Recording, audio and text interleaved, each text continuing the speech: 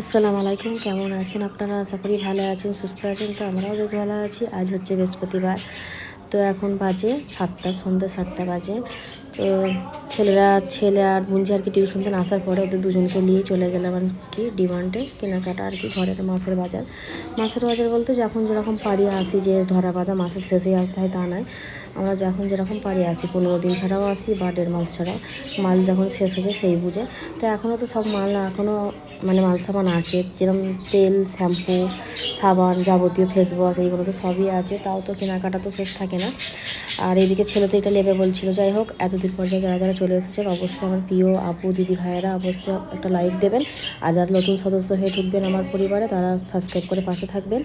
আর একটা ভিডিও বানাতে অনেকটা কষ্ট হয়, অনেকটা পরিশ্রম করতে হয়। ভিডিও বানানোটা ওতে কোনো অতটা হয় না, কষ্ট আমার তো মনে হয় না। ইউটিউবের পেছনে প্রচুর খাটতে হয়, একটা ভিডিও দিয়ে ভিডিওর পেছনে খাটা অনেকটা তাই না?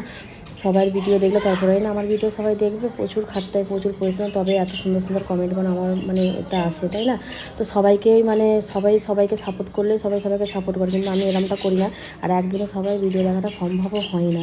তো যাই হোক, এইগুলো নিয়ে দিচ্ছে। এদিকে তো এলাম কি পনির বাটার আর কি চিজ পিস এইগুলো। পনির বাটারটা চিজ আর বাটারটা আর কি ছেলের লেগে আরও লোয়া বেশি নাস্তাটাকে দিতে হয়, যেহেতু বলেছিল এখানে ননভেজ কোনো কিছু চলে না, এখানে কোনো স্কুলে চলে না সাউথের আর কি।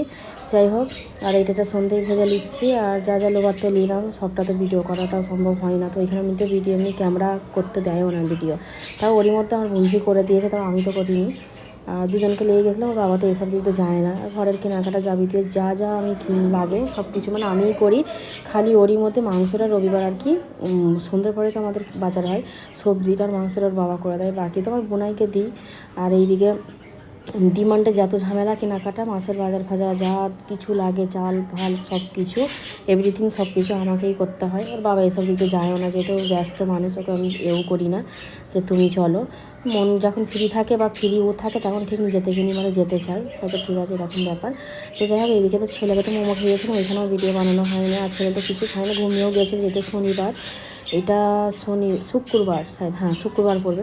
তো শুক্রবার স্কুল আছে, শনিবার এখন ক্লাস হচ্ছে। আর এমনি দেখতে দেখতে আবার ফিরে এক্সাম এসে যাবে ডিসেম্বরে, এই তো অক্টোবর শেষের দিকে চলছে।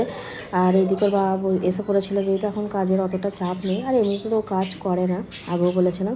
তো একটা দিন ছিল অনেক কাজ, মানে দিন রাত্রি পরিশ্রম করতো, নাইটও করতো, এমনকি সারা রাত নাইট করতো। একা তখন থাকতাম, ছেলে যখন আমার হয়নি। তো এখন ও ছেলে আমার হওয়ার পর থেকে মানে লকডাউনের পর থেকে আর কি ও কাজ করে না, কারিগর দিয়ে কাজ করায়।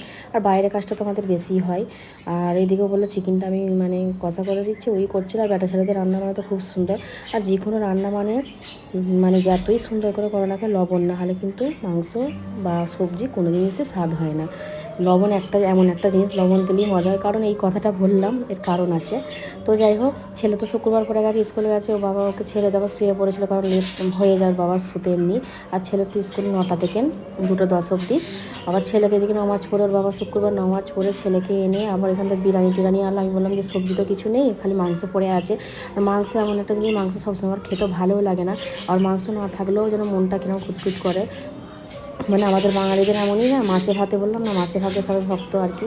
মাছ আর মাংস না থাকলে ফ্রিজের মনে হয় কিছুই নেই, তাও রাখা চাই। তো মাংস ভিডিওটা আমি একদম লাস্টে দিয়েছি। ও 3 কিলো মাংস নিয়েও চলে এসেছে। আর 3 কিলো 3.5 কিলো করে বাবা আনে, তাও ওদেরকে আমার বোনেদেরও দিই। যে বোনেদের দিই বলে তা নয়, বোনেরাও আমাদের দেয়, ও রান্নাবান্না যা করে যেমন হয় দেয়।